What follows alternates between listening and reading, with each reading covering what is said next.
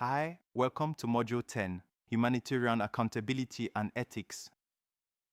Humanitarian accountability refers to the responsibility of humanitarian organizations to be answerable to the people they serve, as well as to their donors, stakeholders, and the public.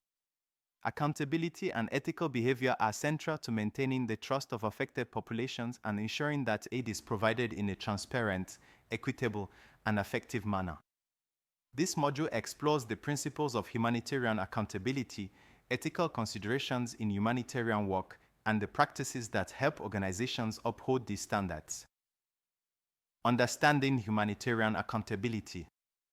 Humanitarian accountability involves being transparent about the actions and decisions of humanitarian organizations and ensuring that they act in the best interest of affected populations. Accountability is an ongoing process that must be integrated into all stages of humanitarian work, from assessment and response to monitoring and evaluation. Key aspects of humanitarian accountability. Transparency. Humanitarian organizations must provide clear and accessible information about their activities, goals, and the use of resources. Responsiveness. Organizations must listen to the needs and concerns of affected populations and respond accordingly. Participation. Affected populations should be actively involved in decision-making processes, including needs assessments, program design, and evaluation. Feedback mechanisms. Organizations should have systems in place to receive feedback and complaints from beneficiaries and ensure that these are addressed in a timely and effective manner. Monitoring and evaluation. Regular monitoring and evaluation of activities are necessary to assess whether objectives are being met and to identify areas for improvement. Humanitarian standards and accountability mechanisms. There are several international standards and frameworks designed to promote accountability and ensure that humanitarian operations meet the needs of affected populations while adhering to ethical principles. Core Humanitarian Standard on Quality and Accountability, CHS. The CHS is a set of 9 commitments that humanitarian organizations can use to guide their work. These commitments include ensuring that affected populations are central to the response, that feedback is gathered from communities, and that services are delivered in a way that respects the dignity and rights of all individuals. Sphere Standards. The Sphere Handbook outlines minimum standards for humanitarian response, focusing on areas such as water supply, sanitation, nutrition, and shelter. The Sphere standards help ensure that humanitarian aid is provided according to recognized standards of quality and that humanitarian organizations remain accountable to those they serve. The Accountability Framework, AF. The Accountability Framework provides guidelines for humanitarian organizations on how to implement accountability practices. This includes setting up grievance mechanisms, ensuring participation in decision-making, and establishing transparent processes for allocating resources. Ethics in humanitarian action. Ethics in humanitarian work is about making the right decisions when faced with difficult and often complex situations. Humanitarian workers are frequently confronted with moral dilemmas that involve balancing limited resources, competing priorities, and the need to respect local cultures while adhering to universal human rights.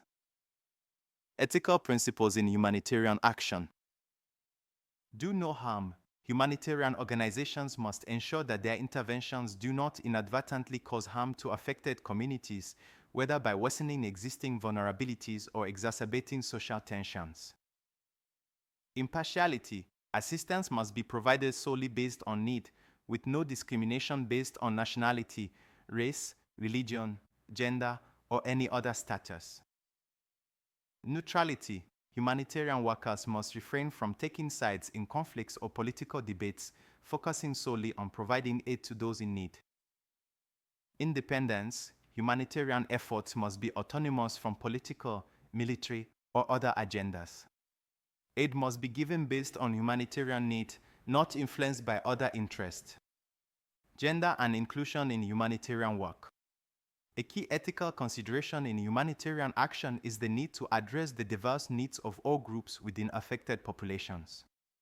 Vulnerable groups, including women, children, the elderly, and people with disabilities, require specific attention in the planning and implementation of humanitarian interventions.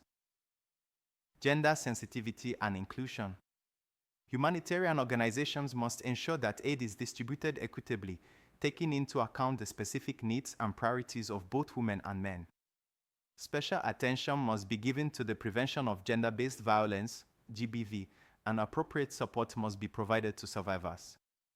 Vulnerable groups should be included in decision-making processes to ensure that their voices are heard and their needs are addressed. Complaints and feedback mechanisms. Humanitarian accountability also involves setting up effective complaints and feedback mechanisms to allow beneficiaries to voice concerns about the aid they are receiving.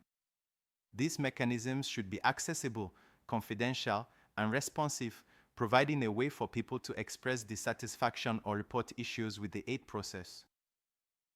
Types of complaints and feedback mechanisms. Hotlines, a dedicated phone line that allows beneficiaries to report problems or make inquiries. Community meetings, regular meetings with community members to discuss ongoing activities and collect feedback. Surveys and focus groups, conducting regular surveys or focus group discussions to understand the satisfaction levels of beneficiaries. Suggestion boxes, a confidential way for individuals to submit feedback or complaints anonymously. Accountability and humanitarian law. Humanitarian law, also known as International Humanitarian Law or IHL, provides the legal framework for humanitarian action. Organizations must adhere to IHL standards to ensure that their interventions are legal and ethical. This includes protecting civilians from the effects of armed conflict and ensuring that humanitarian aid is not diverted for military or political purposes. Key principles of international humanitarian law. Distinction, the principle that parties to a conflict must distinguish between combatants and civilians and between military objectives and civilian objects. Proportionality, the principle that the harm caused to civilians and civilian objects must not be excessive in relation to the anticipated military advantage.